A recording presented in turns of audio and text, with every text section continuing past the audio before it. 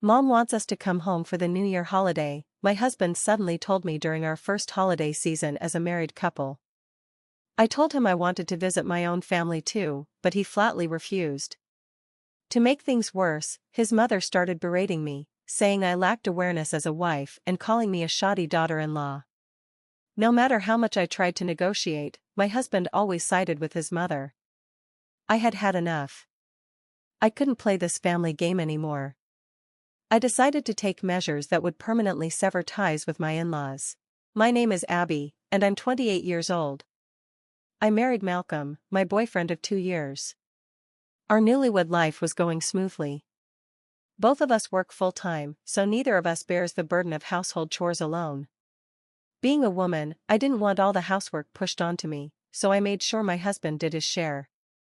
My job and personal life were fulfilling. I even started thinking about having a child once things settled down a bit. 1 month after we got married, I was suddenly summoned to my in-laws' home. Summoned might not be the right word, though. At that time, I simply thought I was invited to visit their home. I had visited my in-laws before we got married, but I was too nervous to engage in any meaningful conversation. I thought that this could be a good opportunity to bond with my mother-in-law. With such a light feeling, I headed to my mother-in-law's house. However, the reason for the summoning was nothing short of outrageous. After arriving at the family's house, we were led into the living room. As soon as my husband and I sat down on the sofa in their living room, my mother-in-law's voice rang out. "Excuse me, Abby, why are you sitting there so leisurely? Please make me some tea." "Ah, I'm sorry," I said, caught off guard. "I apologize. I was under the impression that I would be treated as a guest at my in-laws' home. I wasn't expecting anything lavish, but I certainly didn't expect to be treated like a servant." "Abby, you're taking too long to steep the tea. Hey, it's common sense to warm up the cup first." My mother-in-law was watching me prepare the tea, constantly sighing.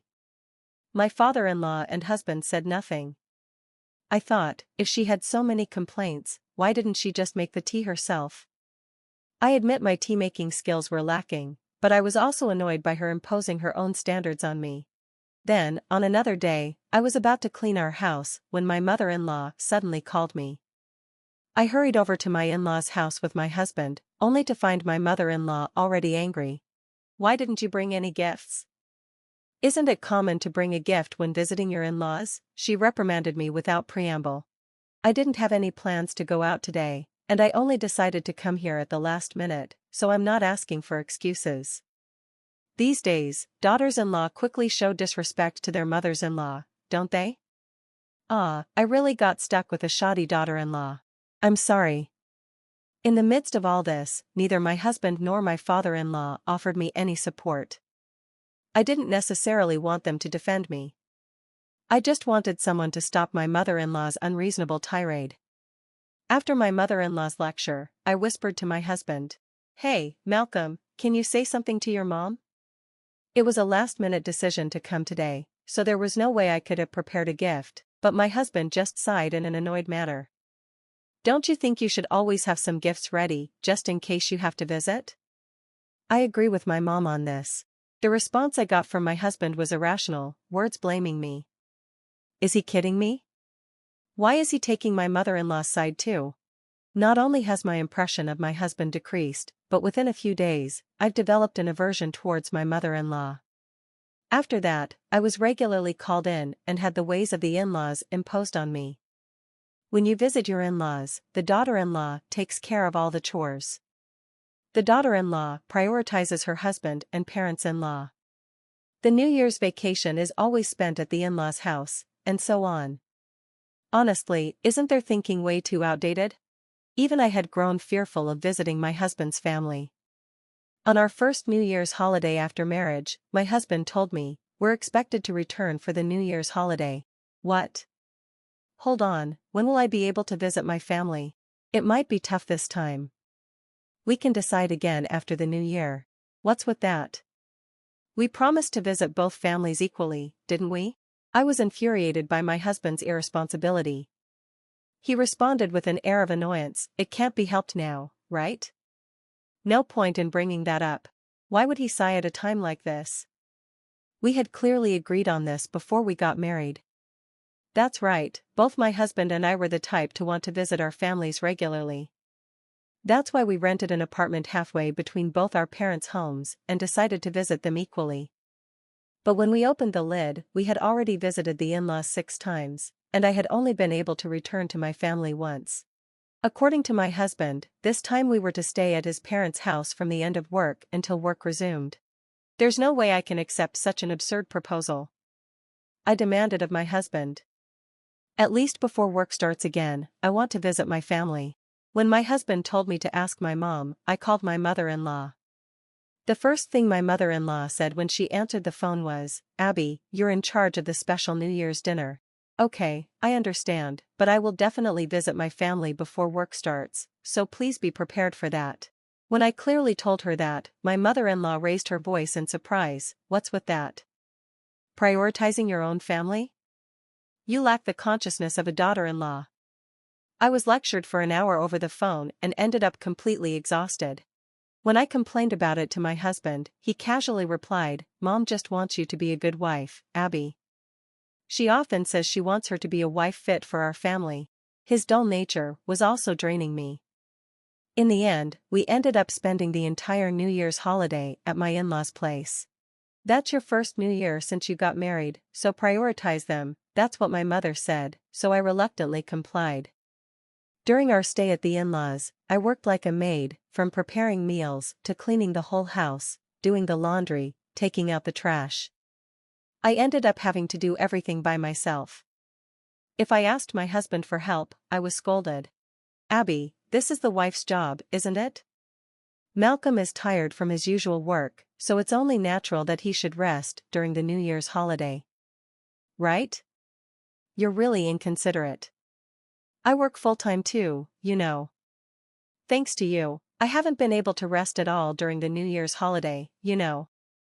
Though I retorted in my heart, I didn't want to make a fuss at the beginning of the new year. It's the first year of our marriage. I forced myself to accept it and somehow made it through the holiday at the in-laws' house. I hadn't seen my family since the start of the new year. My husband offhandedly told me, "I'm tired, I'll stay home," so I ended up going to visit my family alone. That's probably when my trust in him began to wane. Of course, I had complaints about my mother-in-law and my husband's family too, but more than that, I was fed up with my husband, who wouldn't take me seriously when I tried to talk to him. Even after the new year, the harassment from my mother-in-law didn't stop. When I began refusing to visit her home, she started calling every day. When I woke up in the morning, there would already be about 10 missed calls. I thought something had happened, so I called back, only to have my mother-in-law yelling at me. "So, you finally woke up. You lack a sense of responsibility as a wife. Get up at 5 a.m. every day and make a nutritious meal for Malcolm." Even if I got home a little late from work, she would scold me terribly. I heard from Malcolm, "It's outrageous for a woman to stay late at work. A wife who doesn't come home before her husband is the worst. Prioritize your home, you heartless girl." I actually earn more than your son. In fact, I contribute more to our living expenses. I almost pointed this out many times, but I somehow held it in and just brushed it off with a yeah. Gradually, I stopped answering calls from my mother-in-law and deleted her voicemails without listening to them. This went on for about a year, and then the hellish season came around again. Sure enough, my husband was pestering me, saying, "Mom says you should come home for the New Year's holiday." This time, I firmly told my husband, "I am not going this year. I can't bear it anymore. I'm not a housekeeper." My husband, annoyed by my words, grumbled at me, "Listen, Abby, don't upset my mom. You married me, so at least be considerate of my family." "Excuse me? You never even properly show your face to my family. Besides, I've been working really hard to build a good relationship with your mother. That's why my mom is always mad, right? You need to try harder." Try harder? As if I'm the only one to blame? Seething with rage, my husband dropped the final bomb. "Let me tell you something, Abby, Mom is mad because you're a failure, you get that?" At that moment, the dam I had barely been holding back finally burst. "A failure? It's my fault? I've been putting his family first for his sake and putting up with it all this time." Taking a deep breath, I looked my husband in the eye. "I'm cutting ties with your family. I'm never seeing your father and mother again." My husband looked surprised for a moment, But he must have realized that anything he said now would be futile. Surprisingly, he gave in quite easily. Alright, I get it, totally fine. I'll go home alone for the holidays. Our relationship got a bit strained after that. We talked less at home, but frankly, I didn't care. I was able to spend the New Year's holiday with my family for the first time in a while. That fact alone made me extremely happy. When I arrived at my parents' house, my mom asked worriedly, "Abby, is everything okay with Malcolm's family?" I can't help but worry. "I'm fine, Mom. I made it clear to him that I won't be involved anymore." "Is that so? I hope everything's all right." My mom still looked a bit uneasy. She's worried in her own way about my relationship with my husband's family. After enjoying my time at home with my family, leaving the housework to Mom, I was relaxing when suddenly the doorbell rang. Coming, I quickly headed for the door, only to find my husband standing there. "What?" I was taken aback, not expecting this at all. He looked worn out. I invited him in, but he didn't say a word. Losing patience, I demanded an explanation. "What's up? Weren't you supposed to be going home to your folks today, Malcolm?" At that, my husband slowly opened his mouth. "Mom said to bring Abby." "What, again? How relentless could my mother-in-law be?" Though outraged, I held my ground. "Didn't I tell you I'm not going to your parents' house again? When I said I was cutting ties with them, you agreed, right, Malcolm?" "Yeah, but Mom's angry. She says it's inconceivable for a daughter-in-law not to visit her in-laws." "I don't care. I can't handle your mother's harassment anymore, and I'm fed up with your father's indifference too, so I don't intend to see them ever again." Upon hearing this, my husband pleaded, "That's a problem. Like Mom said, Abby, you married into this family, please consider my position." "Your position? How ridiculous. What era are you living in?" I vented my anger at him. "Enough is enough. I didn't get married to become your parents' housekeeper. I don't want anything to do with in-laws who harass me and a husband who doesn't stand up for me." I had never spoken so strongly. My husband flinched, but it wasn't enough, not compared to the humiliation I'd endured all this while. "If you continue to side with your mother, I'll divorce you." "Divorce? You're joking, right?" "I'm serious. Being mistreated just because I'm your wife, living with a husband who won't help me and simply does what his mother says, I'll never be happy. I'd be far better off single." When he realized I was seriously considering divorce, his face turned pale. Just then, his phone rang. Looking at the screen, he appeared startled. I knew right away it was his mother calling. "Hello," my husband responded with a pitiful voice. I could hear his mother squawking loudly over the phone, even from where I was standing. Losing patience with my husband's wavering, I snatched the phone from him. Hello, mother-in-law, it's me. No matter how much you try to use my husband, I won't be coming over anymore." "What? You're my daughter-in-law, aren't you? I won't accept that." My mother-in-law fired back without missing a beat, but I retorted with twice the power. "Daughter-in-law? Daughter-in-law? Are you living in the Stone Age? It's the 21st century. What an insolent bride you are. You can at least show up at the house for special occasions."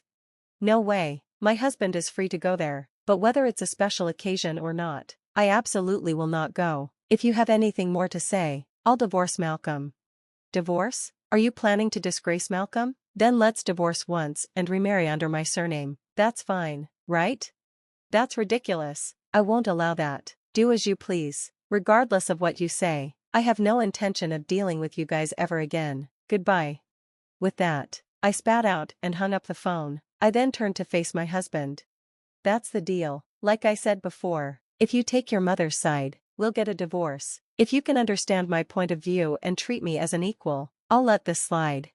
"I understand. I choose you, Abby." My husband hung his head for a while, but ultimately made the decision to give our relationship another shot. Since then, I stopped visiting my in-laws, and my mother-in-law stopped contacting us as well. Perhaps reflecting on his past behavior, my husband now regularly visits my parents. Of course, my parents don't treat him like a workhorse. They adore him as if he were their own son. I'm sure we'll face many obstacles in the future. Even so, I want to team up with my husband, who chose me, and overcome each day together.